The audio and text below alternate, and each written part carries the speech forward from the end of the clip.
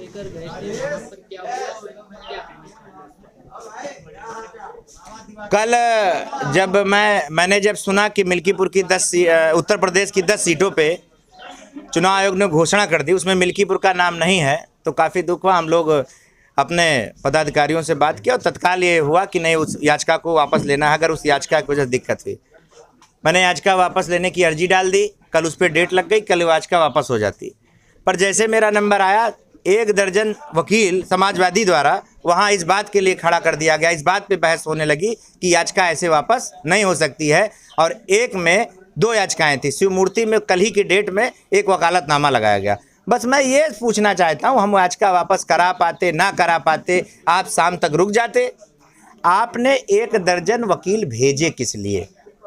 जब आपने इस्तीफा दे दिया, समाजवादी वहाँ चुनाव की बार बार बात कर रही है, तो कल ये क्या था? आपका ये दोहरा मापदंड नहीं चलेगा। एक बार यहाँ अयोध्या आपके गुमराह करते हो कि हमने कोई वकील नहीं भेजा। आप पता कर लीजिए, जो वकील आप इस बार चलिएगा, अगर उनके वकील खड़े नहीं मिलेंगे तो आप बताइएगा।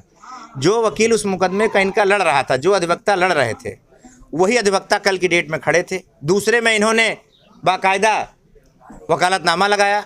कल अखिलेश यादव जी ने एक बयान दिया है कि भारतीय जनता पार्टी मिल्कीपुर का चुनाव नहीं चाहती, वो पूरी तरह से डर चुकी है, इसलिए वो चुनाव नहीं कोई डरावरा षड्यंत्र कर रही है। कोई डरावरा नहीं। चलिए, हम षड्यंत्र कर रहे थे, कल 1 दर्जन वकील भेजने की क्या ज़रूरत थी? हमारा तो बहुत छोटा सा सवाल है। ये हर जगह यही करते हैं। राम मंदिर बन रहा था तो झुआ भर वकील खड़ा करते थे। राम के अस्तित्व को ख़त्म करने की बात पीडीए करती थी कि वो आतंकवादी पहुँच जाए तो ओकरे पक्ष में मुकदमा लिए वकील खड़ा कह दिए हैं। हर जगह मुँह की खाते हैं और फिर खड़े होकर दोहरी बात करते हैं। यहीं अभी अवधेश जी से पूछिए ना कि जो वकालतनामा लगा था वही वकील क्यों गया? कोई नया आया होता तो हम मान भी लेते एक बार कि चलिए किसी ने ज़बरदस्ती किया, इसमें आ गया। बगैर अनुमति के कोई वकील इतना फर्जी नहीं है, फालतू नहीं है कि चला जाएगा। ये सरासर आरोप बेबुनियाद है और मिल्कीपुर की जनता सफ़र न करे, इसलिए हम लोग चाहते थे कि उसी डेट को चुनाव हो जाए। और हमारे प्रतिनिधि मंडल ने मुलाकात कर ली थी चुनाव आयोग से। नोटिफिकेशन आज आता, उससे पहले कल हम आदेश लेते थे, फैक्स हो जाता। उसमें जो विधिक राय थी सबने ले रखी थी। पर कल जो बखेड़ा समाजवादियों द्वारा खड़ा किया गया, ये दिखाता है कि समाजवादी बुरी तरीके से मिल्कीपुर में अपने ही तो बता रहे हैं कि हम भाजपा का सर्वे में हार रही थी, तो माननीय अखिलेश यादव किसी पूछ के सर्वे कराती है क्या पार्टी? अरे हार जीत लगा रहता है। और कोई वो समाजवादी से वहाँ हम 3 बार लड़े हैं। भारतीय जनता पार्टी 3 चुनाव लड़ी है इन्हीं से। 15 में अपने बेटे को मंत्री थे, नहीं बचा पाए, 3416 वोटों से हार गए। 17 में खुद हार गए थे 29,000 वोटों से। 22 में हम हारे जरूर, पर हमारे वोट बैंक में बड़ा इजाफा हुआ था। 6 प्रत्याशी एक हो गए थे किसी तरीके से, वहाँ हम लोग हारे। पर चलिए, हार होती है। पर यह कहना कि पार्टी लड़ाई में नहीं डर है, ये सरासर गलत है।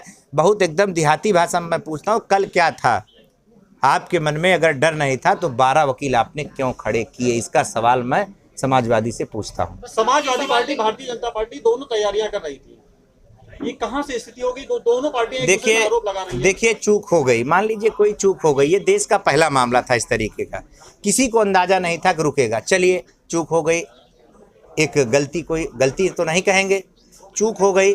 मैं उस चूक को सुधारने के लिए सीधे हाई कोर्ट पहुंचा। सीधे मैंने अपनी बात कह दी, भाई याचिकाकर्ता मैं हूं, मैंने कह दिया मैं वापस लूँगा। कल डेट लगी तो मेरे भैया, मैं करा पाता ना करा पाता, आपको इतनी क्या जल्दी थी कि आप 12 वकील खड़ा कर दिए, इस बात का बहस कानूनी पेच फंसा दिए।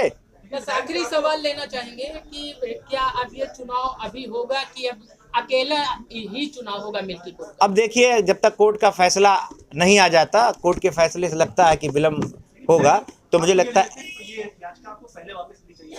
आपकी बात, सवाल अच्छा है। पर मैं कह रहा हूँ ना भैया कि ये इस तरीके का ये पहला मामला था, देश का पहला मामला है। जब उन्होंने इस्तीफा दिया, मैंने अधिवक्ताओं से बात किया, विद्वान अधिवक्ताओं से, उन्होंने कहा शून्य हो गया, बात यहीं पे ख़त्म हो गई। और ये बात तो सबको पता थी, ऐसा नहीं कि सत्ता पक्ष को नहीं पता था, कि पक्ष को नहीं पता था, सबको पता थी। चुनाव आयोग सबके लिए स्वतंत्र है, चुनाव आयोग में सब अपनी बात रखते हैं, चाहे सत्ता पक्ष का हो चाहे विपक्ष का हो। अवधेश जी जब 15-15 वकील खड़ा करते थे डेट लेने के लिए, तो नहीं पता था? वो खुद अपने बयान में कह रहे हैं आज की डेट में कि हम तो इस्तीफा दे दिए, शून्य हो गया, हमसे क्या मतलब? अरे भैया, मतलब नहीं तो आपके वही वकील जो हमसे लड़ रहे थे, कल 1 दर्जन वकील लेके क्यों चले गए वहाँ? आप ना जाते? लेकिन आपको लगता है कि भाजपा को आप मतलब याचिका की वजह से आपकी रक्षात्मक होना पड़ रहा है? नहीं, ऐसा नहीं लगता। राजनीति में बहुत उतार चढ़ाव चढ़ते हैं, ये कोई ऐसा नहीं है कि सोची समझी साजिश थी। सोची समझी साजिश होती तो तत्काल की होती है। 2022 का मामला, मेरे पास ये कागज़ है सर, 2022 में मैंने 22 अप्रैल 2022 को मुकदमा किया था, वो चल रहा था। तो ये कहना कि तत्काल है, हाँ ये हम कह सकते हैं कि चाहे चूकवश जो भी इसको आप नाम देना चाहें दें, पर भारतीय जनता पार्टी पूरी तैयार थी। पर कल जो घटना हुई वो बहुत निंदनीय है। समाजवादी पार्टी बुरी तरीके से डर गई है, वो मिल्कीपुर का चुनाव नहीं चाहती अभी।